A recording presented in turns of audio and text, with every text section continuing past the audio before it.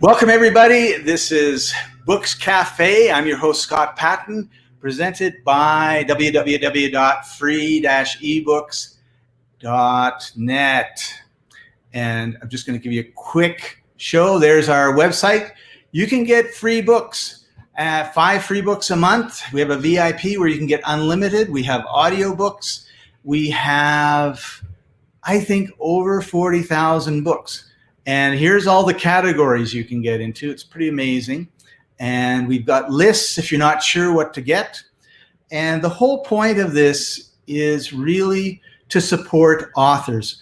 Most authors have a very difficult time creating a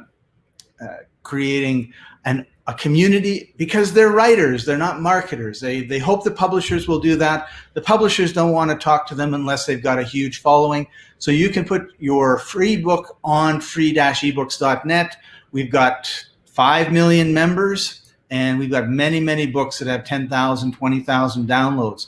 And then when you're talking to the publishing companies or whoever else you want to talk to, in fact, if you want to be speaking, for example, on different virtual summits or on people's stages live, when you've got that credibility behind you, it really helps.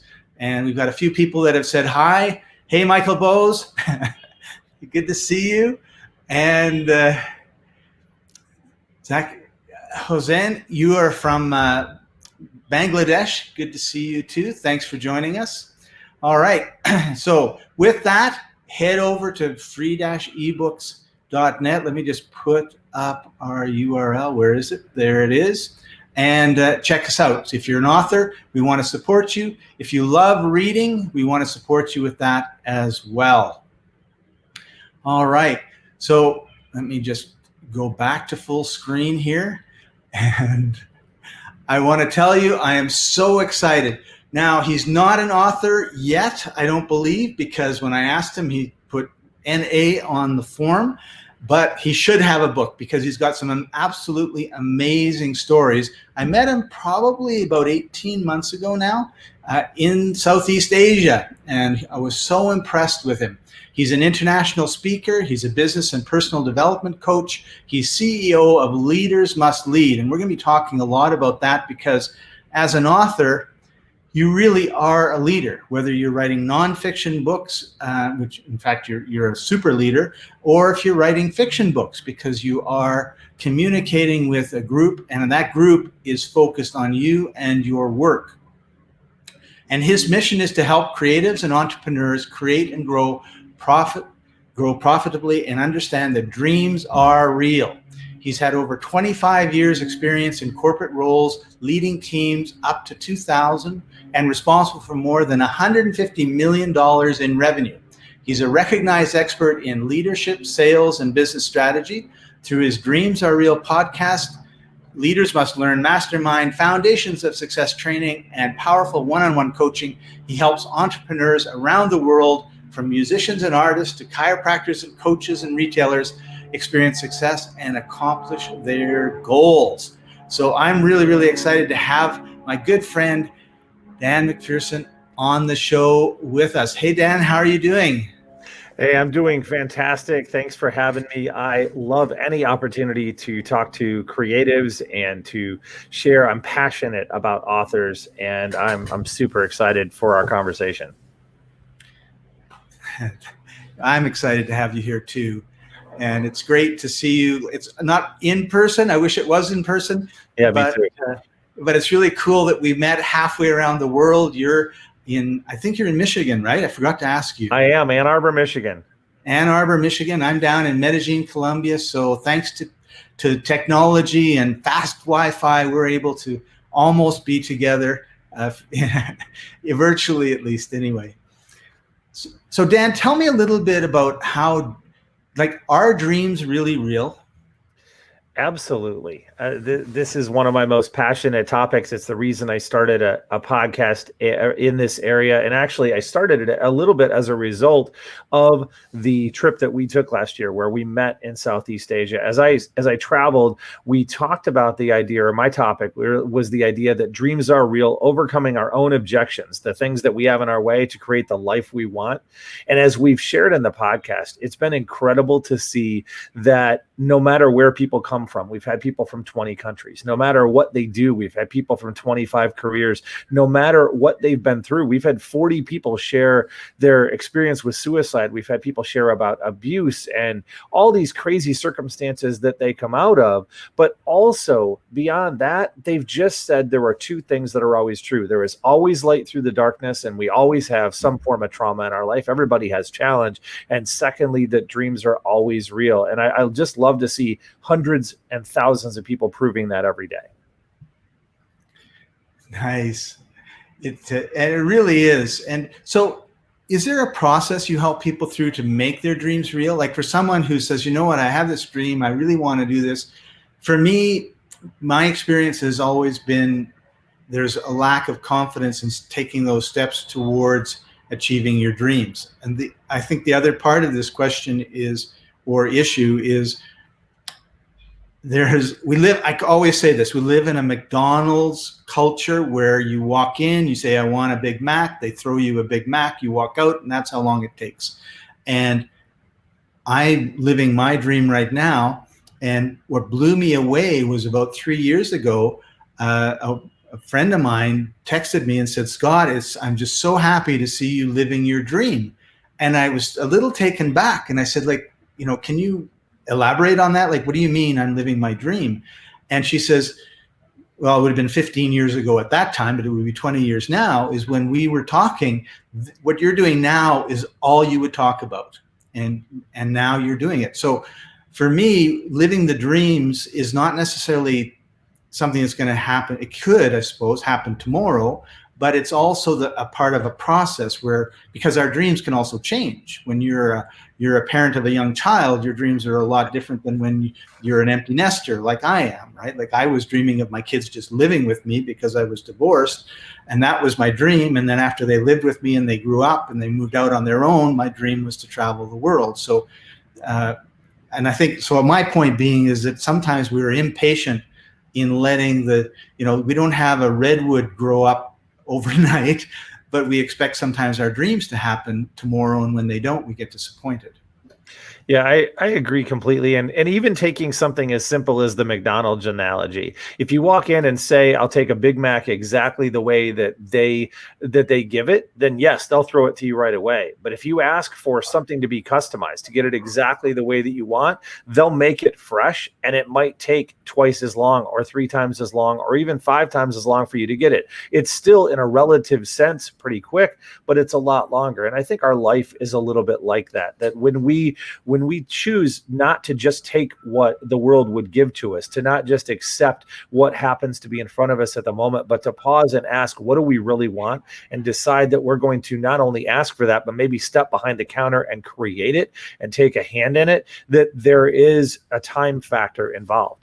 And in answer to what you suggested about a process, I'm 100% in agreement. Now, for different people, the process looks a little different in terms of the practicals in their world, but the principles of the process are true no matter where you are. And one of the first conversations that I have with almost any client, and I work primarily with creatives and women around the world to help them to, as I like to say, to uncover, accept, unlock, and achieve their dreams. And as we do this, it really is those steps. It's to uncover it, to say, what do you really want to be known for? Or what do you really want to accomplish in the world? And that involves asking why until there is no more why. It's a process that happens in the first conversation with many clients that I have, and tends to take them a period of time to work it out, because most people have never really dug into that beyond I want a certain amount of money. Well, why is that? Well, that because I want freedom. Well, what type of of freedom? Why do you want that freedom? What do you want to do with that? And digging beyond that to get there. And once you have, there's actually a 5-step process that I work with people through to help them to then connect that initial dream, that North Star, as I would refer to it, to their personal resonance, to the point to where their definition of success has materially changed.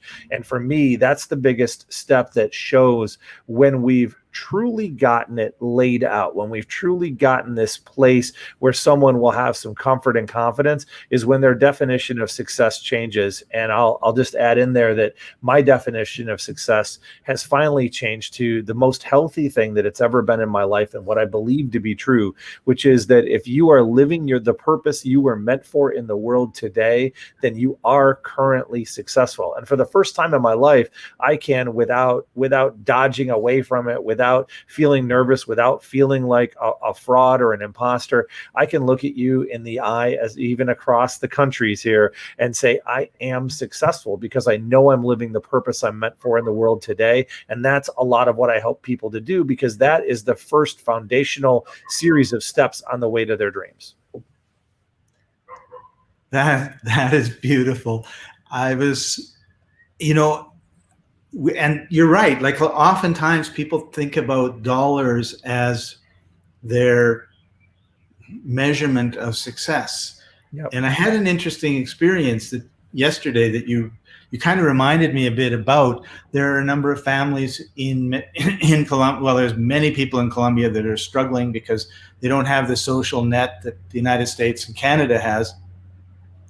And so I found myself supporting some of these families. And it's really strange because it's not thousands of dollars to support a family. It's tens and 20s and maybe $100 to help them for a month, right? Like, right. It's just, it's just amazing the difference. And so one family came by yesterday, and I gave them some money, and they turned around and they gave me 3 granola bars.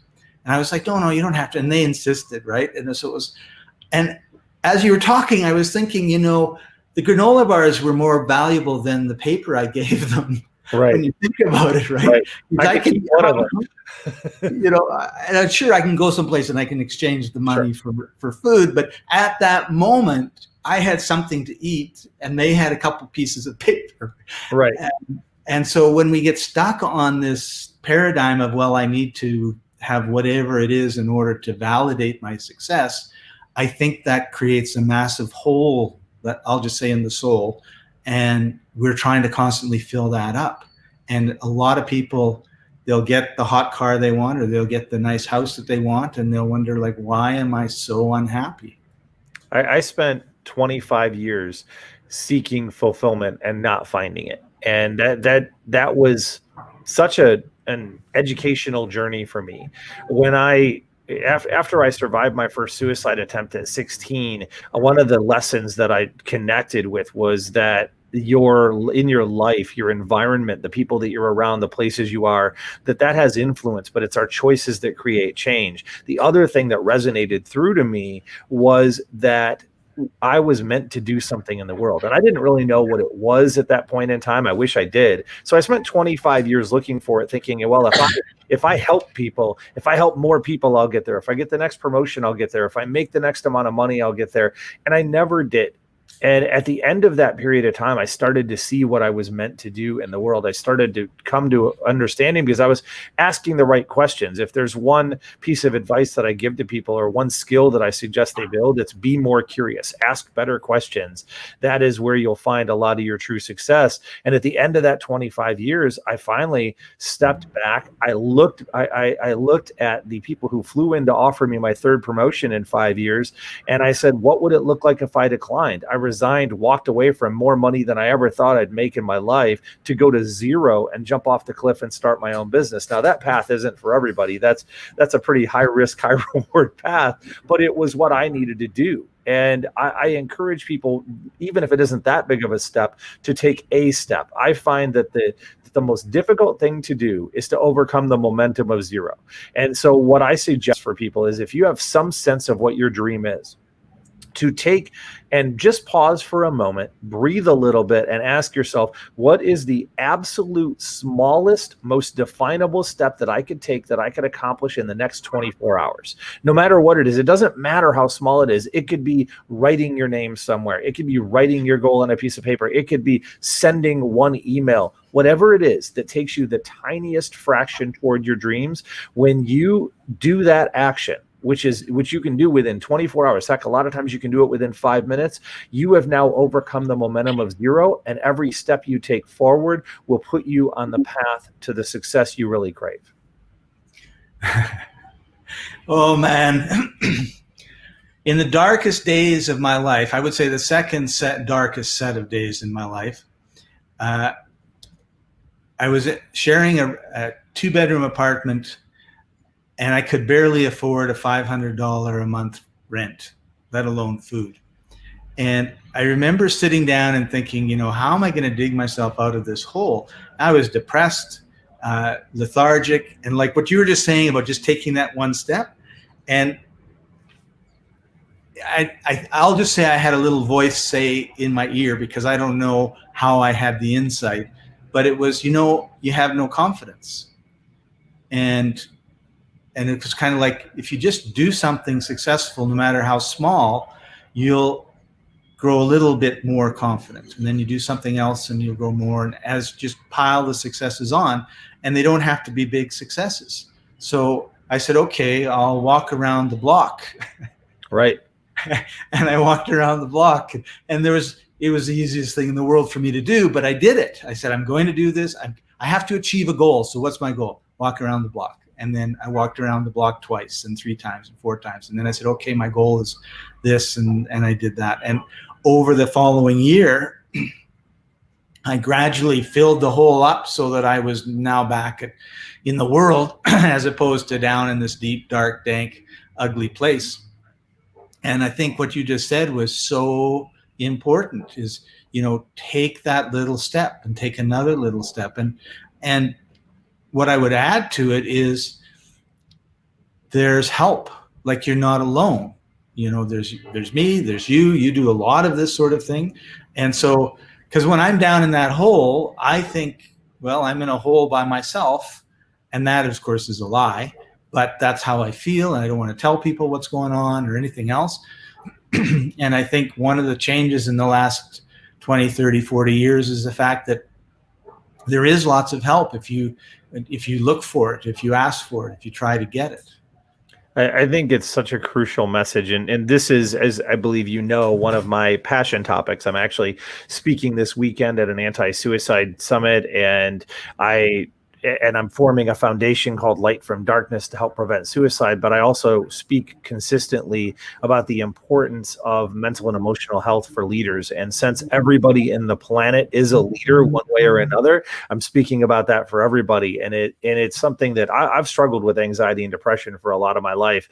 And not everybody ends up in that necessarily dark of a place or that much of a struggle, but it's important that we show that, hey, there is help. There's a story that I like that I heard on The West Wing, which is maybe my favorite TV show of all time, and that wasn't the origin of the story, but it's where I heard it, and it says, hey, there's this person that falls deep down into a hole. And there's a doctor that walks by, and he calls up, and the guy that's in the hole calls up and says, hey, can you help? And the doctor throws a prescription down. And a priest walks by and he says, can you help? And he writes a prayer down and throws it down. And a friend walks by, and he says, can you help? And the friend jumps down in the hole. And the guy looks at him and says, what are you doing? Now we're both down in the hole. And the guy looks at him and says, yeah, but I've been here before and I know the way out. And I would tell you that's why we're here. We are here to help. You are not alone. And every single person listening to this, you have value right now in this moment without having to do anything, prove anything, be anything else. You have incredible value. You matter. And the light you bring into the world is significant both now and in the future. So I challenge you to allow that to shine and know there is always light through any darkness, any doubt, no matter how persistent. That was beautiful. That's a great story. Thanks for sharing it, Dan. And I wanted to now just talk a little bit about what, in your mind, is there a difference between mission and purpose? Well, I think they're similar. I would look at them more of maybe a time frame. So a mission is something that I'm looking to accomplish over a period of time, where a purpose is something that I would live every moment.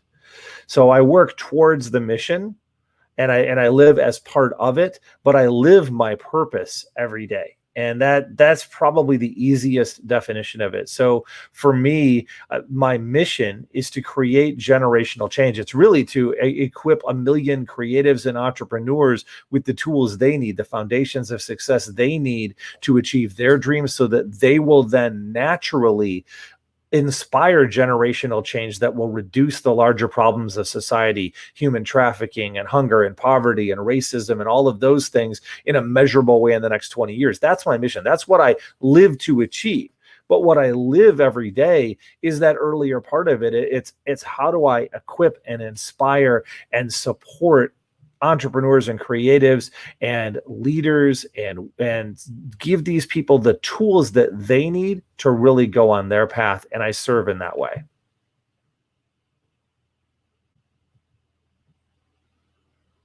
Oh, There, that's beautiful. I know you wanted me to ask you about, your North Star, and then I noticed it on your Leaders Must Lead page right there. And of course, I didn't know what your North Star was until I read that we're committed to significantly and positively impacting the lives of 1 million entrepreneurs and creatives in the next 10 years to inspire true generational change. And I thought, what a beautiful mission that is. Well, I hope to be able to say very shortly was. hey, I'm right there. And then you have a new mission, which is maybe 2 million or 10 million, and you're continuing to grow. And I think one of the things that authors, and particularly since this is really about books and authors and that sort of thing, one of the things that authors don't spend enough time on is what is their purpose and what is their mission. And if the mission is the mission could be just write one page of my book, right? But I think that having that as a mission is pretty uninspiring. So one of the things about a mission statement is that it's inspiring. And when I read your North Star, I was really inspired. I was like, wow, that's really cool. And what I found is people get behind inspiring missions and they tend to ignore uninspiring missions. And so that's to me, a really important thing for authors and creatives to sit down. And I agree with you, like you said earlier, we really don't spend the time to sit down, be with ourselves, and let that information about ourselves come up to the surface. It's in us, but we kind of push it down because we're so busy running around.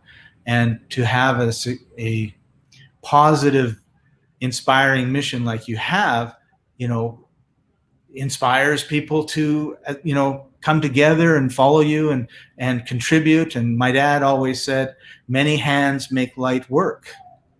Oh yeah, this is a mission that will require thousands, or as you see there, 1 million people to be able to accomplish. So this is all about many hands. One of the things that you said that I think is so important is that uninspiring missions are hard for people to get behind. I would take it even a step further. Uninspiring missions are difficult for the person who said them or is trying to live them to get behind, and that's why so many, in my observation, may not accomplish their mission. What I challenge people to do is to ask that why until there is no more why. Figure out what their mission truly is, really what you are aiming at to be known for in the world. And the way you'll know, there are 2 tests that I give. One is, does it vibrate with your soul? Is it really part of the fabric of your being? Are you in a spot where you can't not do it? That is a really good test. And here's the second test. Once you have decided, this is what I'm going to do, this is what is most important to me in the world to accomplish, would you go do something ridiculous for a year if it meant that you would accomplish that goal? And the silly example that I use is, would you go break rocks in Russia for a year if it meant that you would accomplish your goal? And if your answer is no, I wouldn't do that, then you might be in the neighborhood, you might be in, we'll call it the galaxy or the constellation, but you haven't quite settled on your star. And so once you say, yeah, I would go do the thing that may not be what I want to do, but I would go do it because I know it would accomplish the mission, you've gotten there. And the flip side of that is, I would say that when you are writing, and I have a number of clients and a number of friends who are authors that I support, when you are writing, is remember that you're writing for a purpose, you're writing to an audience, but you also have to do the work. And doing the work, like writing is such a great idea. And it's such an important thing. And I have an English degree. I have a number, you mentioned I'm not an author yet. You're right. I do have a number of books planned. I have the first one should be out early next year. And that is my origin story, because I like to tell people's origin stories. So I think it's time to share mine a little bit. But when you're writing, do the thing. And I love what Tim Ferriss says, that if you write one crappy page a day, you made success and you'll end up with a great book. It is just taking the time to have the discipline to do it, in addition to pinning down the mission. So take both sides of that, the mission and then the steps that will actually get you there.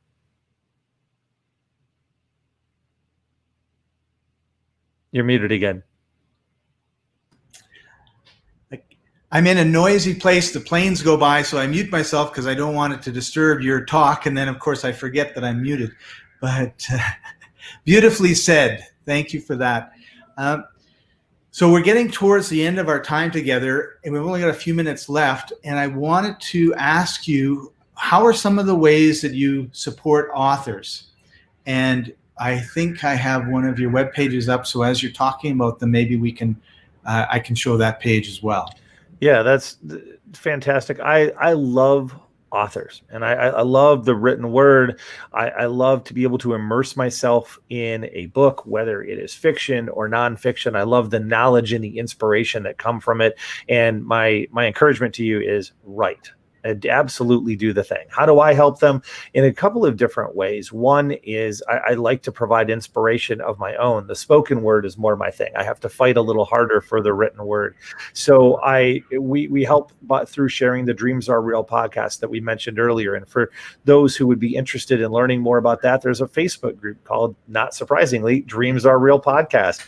And you can absolutely join the community, come and have fun. We share the podcast on all your favorite platforms and on the Leaders Must Lead YouTube page, so you can grab it there. And the second way that I try to help everybody, and particularly creatives, is to speak to them in a voice that matters to them. And we do that through our Foundations of Success online learning platform. What we've done is taken all of the trainings that I've done with my one-on-one clients that they've asked for 100% of the time, and we've put them all together in one place. And really think of it like this. Most of the programs in the world are a beautiful roof on top of your house. They're the thing that'll help you go from maybe X to Z. And they're really, really cool. But so many times, if you put a roof on top of walls made out of tissue paper, it'll collapse. And so you end up with a problem. Our goal is to provide the walls. So we take the skills that every single person needs, and we put them in place. Sales, leadership, communication, and for authors, communication is really powerful, and time effectiveness. And what I would share with you guys is that we provide one of these trainings for free. We provide the first pillar of leadership. We divide leadership into 4 pillars. We take and share it as, first of all, personal growth, because the hardest person to lead is ourselves. Attitude, because once we lead ourselves, it's how we view the world. Connection, because once we now see the world, it's how do we interact with it. And then finally, team. If you end up with a team, how do you lead them? Personal growth. How do you personally get better? That we believe you shouldn't have to pay to learn how to get better, and in a simple way. And so we provide that as an hour and a half of training for you for free. You just go to the site that's shown on the screen, foundationsofsuccess.leadersmustlead.com, and click on Get Your First Pillar for free. There is no obligation, no strings attached, nothing like that.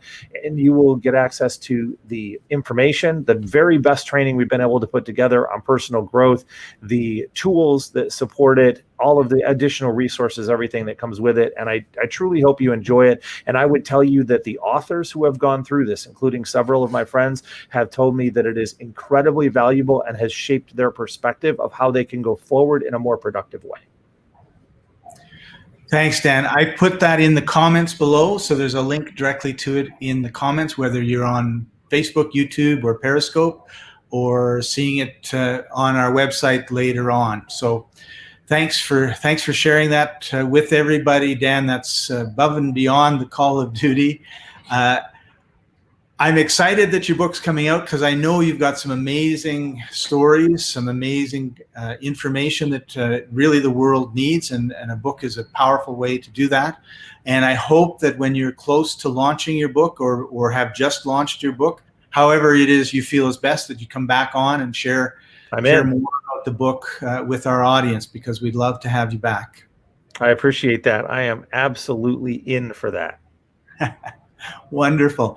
Thanks again for joining us, Dan, and we'll keep in touch for sure. Thank you so much for having me. And for everyone, step through the fear and do the thing. Thanks.